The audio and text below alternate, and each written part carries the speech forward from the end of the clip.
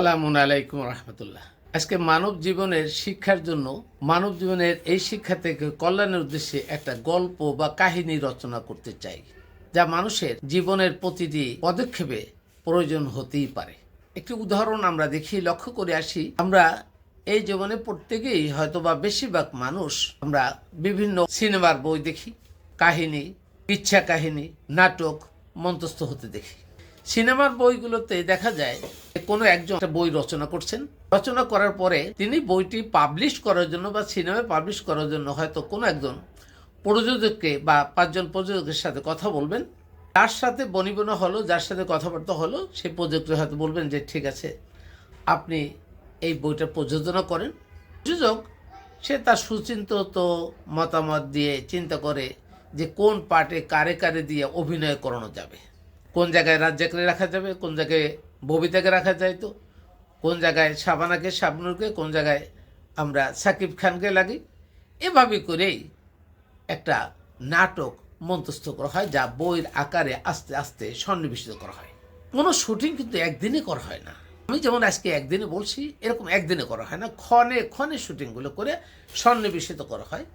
পরিশেষে পুরোপুরি ফিল্মটা তৈরি হয়ে যায়।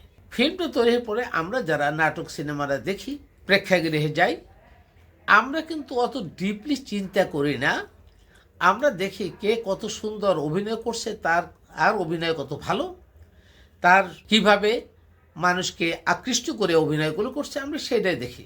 পরিশেষে বেশিরভাগ মানুষ মনে করে বইয়ের কিচ্ছা কাহিনী যাই হোক, প্রথম পর্যায়ে দেখে তারা অভিনয়টা কেমন করলো, রাজ্জাকের অভিনয় কেমন, সাকিব খানের অভিনয়টা কেমন, মিশা সওদাগরের অভিনয় কেমন, এগুলোই দেখে। মান্নার অভিনয় কেমন, ডিপজলের অভিনয় কেমন। এই অভিনেত্রীদের খ্যাতি এত বেশি ছড়িয়ে পড়ে যে প্রযোজক যে করলো, কে অভিনেতা অভিনেত্রীদেরকে যারা সংগঠিত করলো, সেই প্রযোজকদের কথাও ভুলে যায়, কে প্রযোজনা করছে এটাও মনে থাকে না। আবার যে বইটা লেখছে, রচনা করছে, তার কথা মনে করে না, শুধুমাত্র যে অভিনয় করছে তার কথাই মনে রাখে। এই উদাহরণটা কেন দিলাম, এটা বোঝার জন্য। আল্লাহ সুবহানাহু ওয়া তাআলা যদি চাইতেন, তাহলে অনেকে মনে করেন কেন আদম আলাইহিস সালামকে এই কোরআনের মতো পরিপূর্ণ জীবন বিধান দিলেন না। যদি দিতেন, তখন থেকে আদম আলাইহিস সালামের পরে থেকে মুহাম্মদের আগ পর্যন্ত না, এক কিয়ামত পর্যন্ত আল্লাহর বিধান তো তৈরি করা ছিল। মানব জাতি এক, মানব জাতির বিধান হবে এক, তাহলে বিধানটা তো ওখানে আদমকেই দিলে পারতেন। আদম আলাইহিস সালামকে দিলে তাহলে এই এত বেশি ভিন্ন ভিন্ন দল মত হতো না। আদমের তো শুরু থেকেই দেখে এক দল, এক জাতি, একভাবে এই আল্লাহর জীবন ব্যবস্থা চালু করতে সক্ষম হতেন। কিন্তু হলো দেখেন, আদম আলাইহিস সালাম যখন একা ছিলেন, তারপরে তার শরীরের একটা অংশ দিয়ে আমরা মনে করি যে হাওয়া সৃষ্টি করে, এটা সৃষ্টির ধারাবাহিকতা। সৃষ্টির পরে এই দুই ব্যক্তিকে, আদি পিতা এবং আদি মাতাকে আল্লাহ তাআলা নিজের কৌশলে সৃষ্টি করলেন। করার পরে থেকে তাদের থেকে আমরা যারা ঔরসজাত সন্তান হিসাবে জন্ম নিয়েছি, আমাদের জন্ম ধারাবাহিকতা শুরু হয়ে গেল। তাহলে তখন যদি বিধান দিত, এই সৃষ্টির বিধান তিনি কার থেকে শিখতেন, কার থেকে মানতেন, এবং কে তাদের গাইডলাইন দিত, গাইডলাইন করার লোক ছিল না।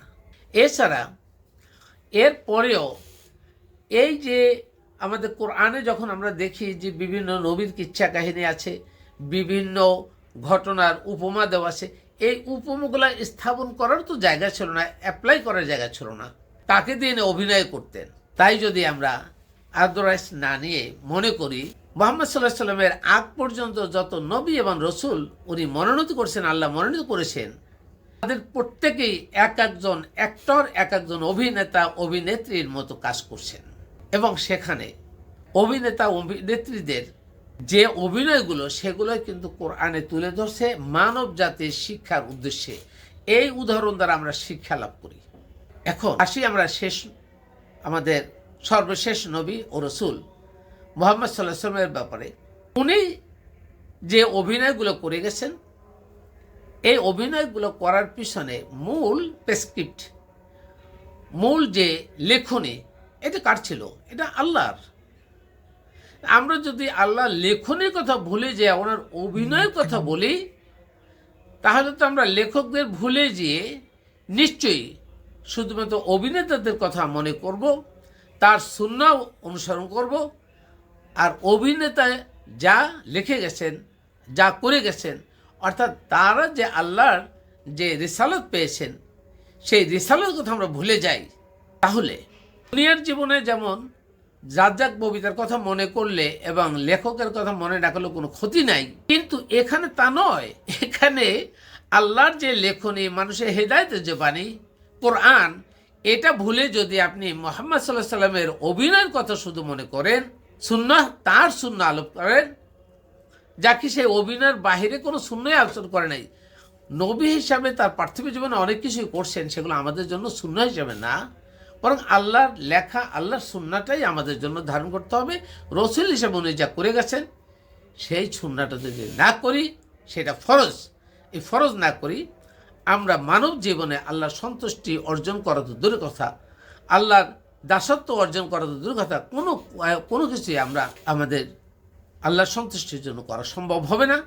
আমরা মোমেন হব না, আমরা মোমেন মুসলিম হব না, এবং কখনোই আমাদের জান্নাতের কোনো আশা থাকবে না।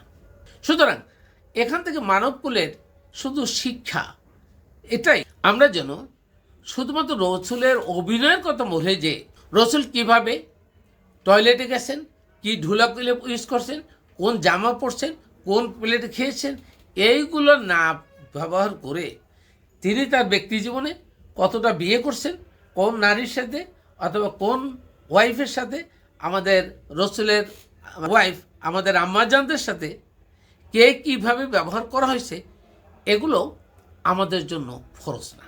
আমাদের সেটা জানতে হবে। শুধু কোরআন কিভাবে আমাদেরকে গাইড করছে, রসুল ওইটার ব্যাপারে যা বলছে, এইটা আমাদের জন্য ফরজ।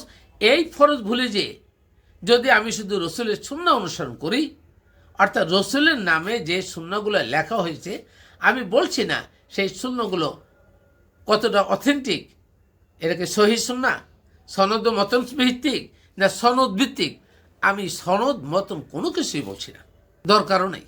কিন্তু কোরআনের বিরোধী যদি কোনো রসুলের আকীদা থাকে, সেটা রসুলের আকীদা হতে পারে না।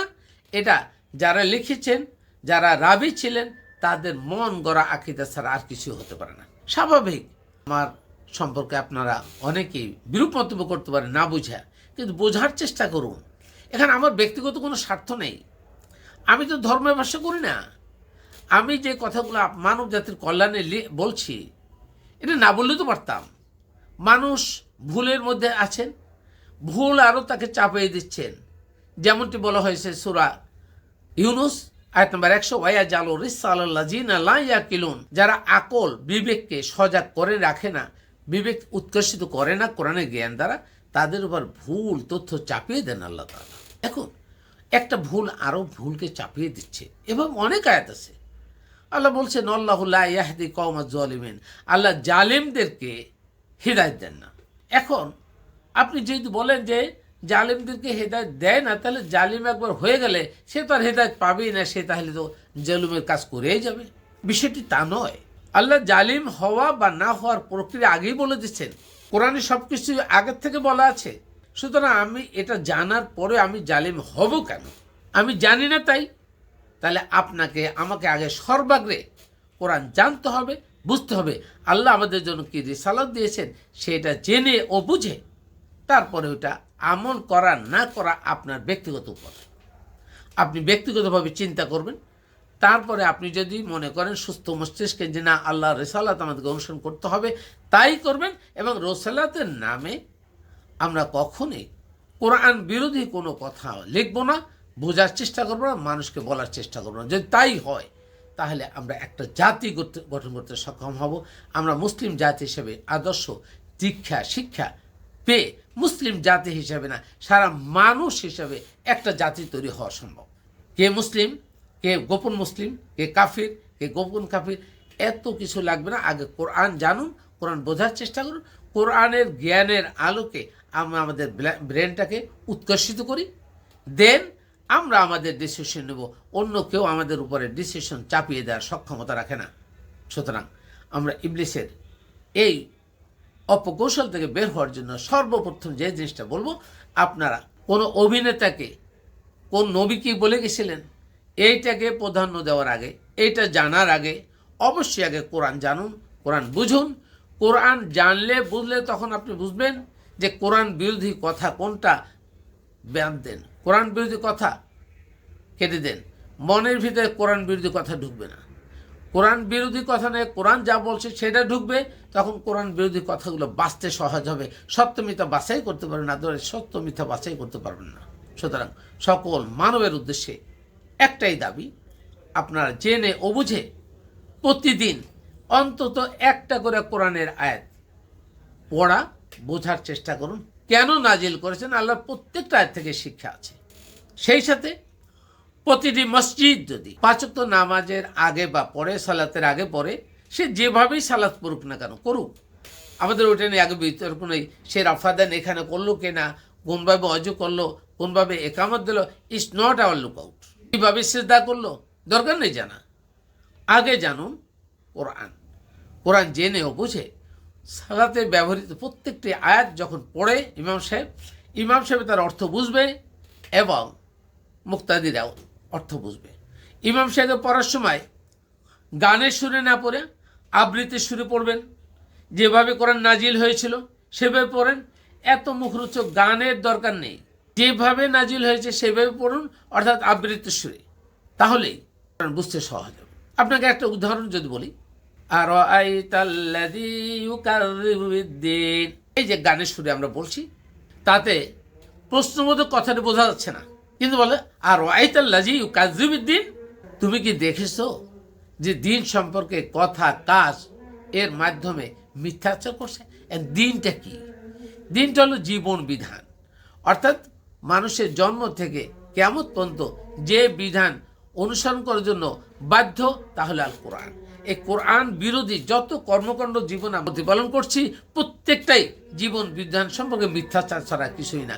আর যদি তাই করি আমরা, তাহলে আমরা আমাদের এই সালাতের জন্য কি হচ্ছে, ফাওয়াইলুল লিল মুসাল্লিন, ওই সালাতের জন্য ওয়াইলুন নামক জাহান্নাম। তাহলে আপনি নামাজ পড়ে লাভটা কি হবে যদি না বুঝেন? সুতরাং বোঝার জন্য চেষ্টা করুন। আল্লাহ হাফেজ।